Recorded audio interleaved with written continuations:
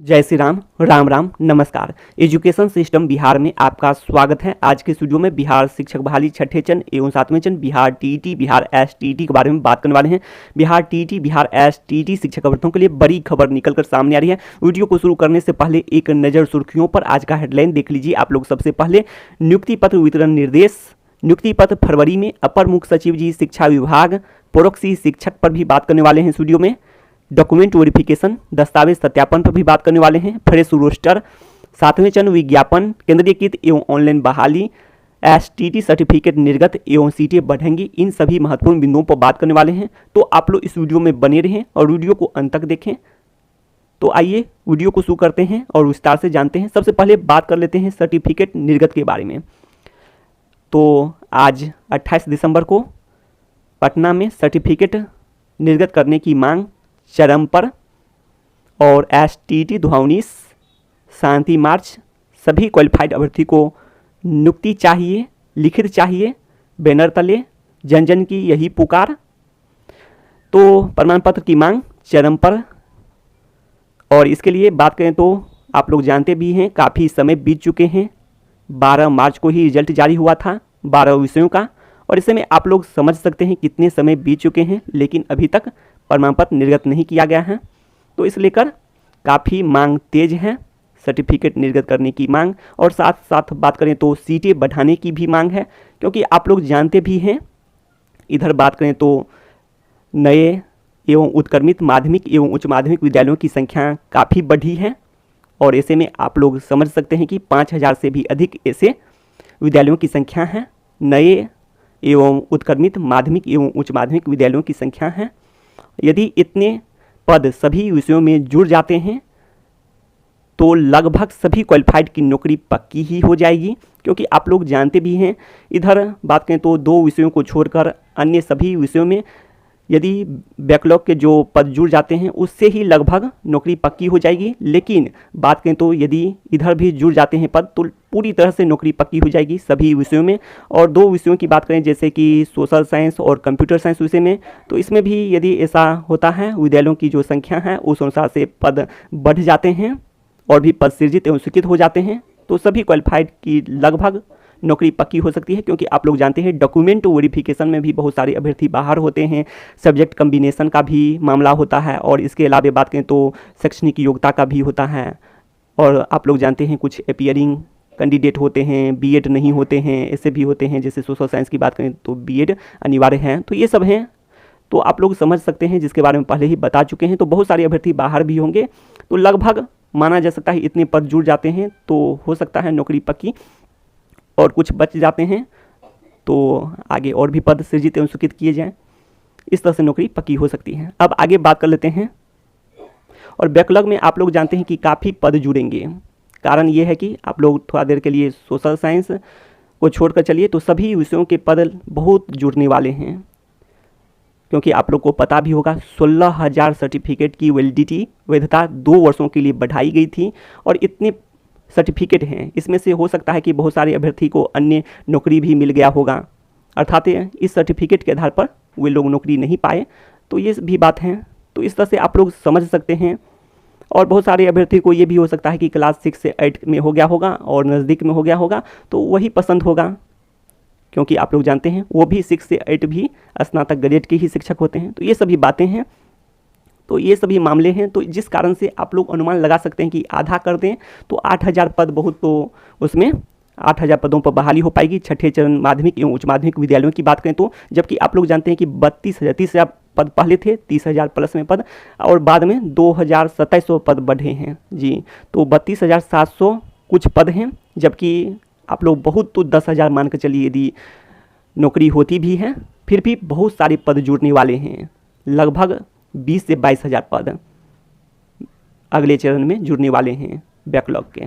तो इस तरह से नौकरी पक्की हो सकती है। अब आगे बात कर लेते हैं, छठे चरण की बात कर लेते हैं। तो नियुक्ति पत्र वितरण निर्देश, तो जिसके बारे में बात कर लेते हैं कि फरवरी के जो बात करें तो आप लोग अंतिम सप्ताह मान कर चलें तो फरवरी में नियुक्ति पत्र का वितरण होगा। क्लास 1 से 8 की बात कर रहे हैं। और क्लास बात करें तो 1 से 8 की बात करने के अलावा बात करें तो माध्यमिक एवं उच्च माध्यमिक शिक्षक की बात करें, छठे चरण की बात करें तो उसमें भी बता चुके हैं पहले ही 18 फरवरी तक समाप्ति के बारे में। और डॉक्यूमेंट वेरिफिकेशन में भी आप लोग जानते हैं जैसे कि क्लास 1 से 8 की बात करें तो कुछ समय लगते हैं। और इस बीच बात करें तो अपर मुख्य सचिव जी जो स्पष्ट किए हैं उस अनुसार से यदि बात करें तो पूरी तरह से बात करें तो जो भी जिला के शिक्षा पदाधिकारी हैं, डीईओ हैं, तो उस पर पूरी तरह से बात करें तो डिपेंड करेगा। और ये सभी बातें हैं और जल्द से जल्द सुनिश्चित करना होगा, ये सभी बातें निकल कर सामने आई हैं।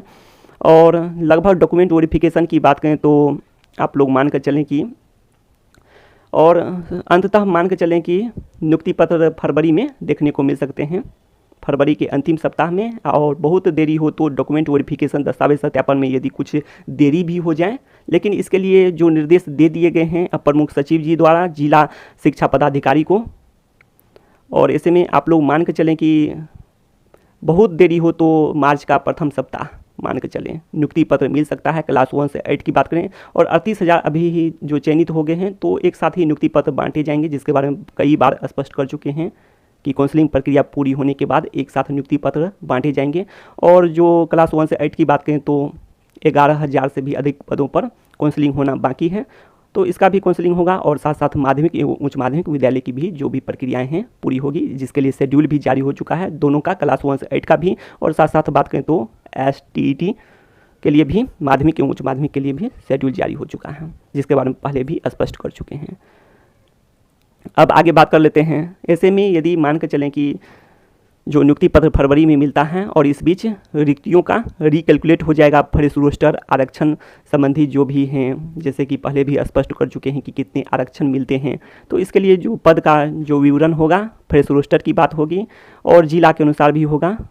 और इसके अलावा जिला वार और कोटिवार विषयवार, तो ये सभी के अनुसार पद का विवरण उपलब्ध होगा, रिक्तियों का रिकैलकुलेट होगा और आगे के चरण में जो भी पद हैं वो जुड़ेंगे ही। तो ये सभी प्रक्रियाएं पूरी होने के बाद 7वें चरण का विज्ञापन जारी हो सकता है। तो उम्मीद रखें कि मार्च में 7वें चरण का विज्ञापन जारी हो सकता है, जैसे कि शिक्षा मंत्री जी भी स्पष्ट कर चुके हैं, जिसके बारे में आप लोग को पता भी होगा। शिक्षा मंत्री जी का कहना था कि छठे चरण समाप्त होते ही 7वें चरण का प्रक्रिया शुरू हो जाएगी। तो ये सभी बातें हैं। अब आगे बात कर लेते हैं कि केंद्रीयकृत एवं ऑनलाइन बहाली के बारे में, जिसके बारे में तो बहुत दिन पहले भी स्पष्ट कर दिया गया था, लेकिन अभी भी कुछ संदेह हैं, आशंकाएं हैं, लेकिन आप लोग प्रयास करेंगे तो हो सकता है केंद्रीयकृत एवं ऑनलाइन बहाली। अब आगे बात कर लेते हैं प्रोक्सी शिक्षक के बारे में। तो इसे सारांश में समझने की कोशिश करते हैं। तो वैसे शिक्षक जो कि विद्यालय में उपस्थित नहीं होते हैं तो आप लोग उसे प्रोक्सी शिक्षक मान सकते हैं। तो शिक्षा विभाग द्वारा निर्देश दिए गए हैं, जिले के जिला शिक्षा पदाधिकारी को, डीईओ को निर्देश दिए गए हैं। क्या है निर्देश? तो सभी विद्यालय में जो भी सूचना पट हैं अर्थात नोटिस बोर्ड हैं, उसमें सभी शिक्षक का नाम वरीयता के आधार पर, अर्थात वरीयता मतलब आप लोग समझ सकते हैं, वरीयता मतलब सीनियर जूनियर, तो इस आधार पर सभी का, जितने भी शिक्षक हैं सभी का नाम, उसके बाद फ़ोटो, मोबाइल नंबर जो भी हैं यह होना चाहिए सूचना पट पर, जिससे बात करें तो बच्चे भी पहचान पाएंगे कि विद्यालय में कौन कौन शिक्षक हैं और किस विषय के हैं, या फिर जो बात करें कि बेसिक ग्रेड जो भी हो तो सूचना पट पर जो दिया रहेगा। अब आगे बात कर लेते हैं। इसके अलावा और भी बात करें कि चिपकाया जाएगा, और इसमें और भी बातें हैं, बच्चे के जो अभिभावक हैं, गार्जियन हैं, वो भी समझ पाएंगे कि जो भी विद्यालय में अपने बच्चे को दिए हैं तो कौन कौन शिक्षक हैं और किस विषय के हैं, या फिर विषय यदि होगा या नहीं होगा इसके बारे में स्पष्ट जानकारी नहीं पता चल सका है, लेकिन उम्मीद कर रहे हैं सब कुछ होगा दिया हुआ, शिक्षक का डिटेल भी। अब आगे बात कर लेते हैं। तो कुछ अन्य जानकारी आप लोग देख सकते हैं, जैसे कि पहले भी बात कर चुके हैं इस पर, प्रधान शिक्षक के बारे में और प्रधानाध्यापक के बारे में, तो ये भी खबर निकल कर सामने आ रही है। तो जो भी शिक्षक अभ्यर्थी हैं, शिक्षक हैं अर्थात अनुभव वाले शिक्षक हैं, उन लोगों के लिए एक अच्छी खबर है। प्रधान शिक्षक के 40,000 से भी अधिक पदों पर बहाली होनी है। और इसके अलावा बात करें तो प्रधानाध्यापक के भी पद हैं, कहीं बात करें तो 5,5334 पद, तो कभी बात करें तो 6421 पद ये देखने को मिल जाते हैं। तो जितना भी पद रहे, और बात करें तो बीपीएससी द्वारा परीक्षा होगा, लिखित परीक्षा होगा, 150 अंकों का होगा, निगेटिव मार्किंग होगा, निगेटिव मार्किंग 1/4 होगा, 0.25 1% के गलत होने पर। अब आगे बात करें कि इसमें वेतन के बारे में भी बता चुके हैं, स्पष्ट कर चुके हैं पिछले कई वीडियो में। और इसका विज्ञापन की बात करें तो प्रधान शिक्षक एवं प्रधानाध्यापक का विज्ञापन भी अगले नए साल में जारी हो सकता है और जल्द ही जारी हो सकता है। तो आप लोग जो भी शिक्षक अभ्यर्थी हैं, अनुभव हैं या फिर जो संपुष्टि के बारे में प्रधान शिक्षक में बताया गया है तो उतना है, तो आप लोग जैसे स्नातक ग्रेड के हैं और संपुष्ट हैं तो आप लोग आवेदन कर सकते हैं। प्रधान शिक्षक की बात करें या फिर बात करें कि आप लोग नियमावली जरूर देख लें अप्लाई करने से पहले। तो शिक्षा से संबंधित तमाम जानकारी के लिए सब्सक्राइब करें एजुकेशन सिस्टम बिहार को। तो बस इस वीडियो में इतना ही, धन्यवाद।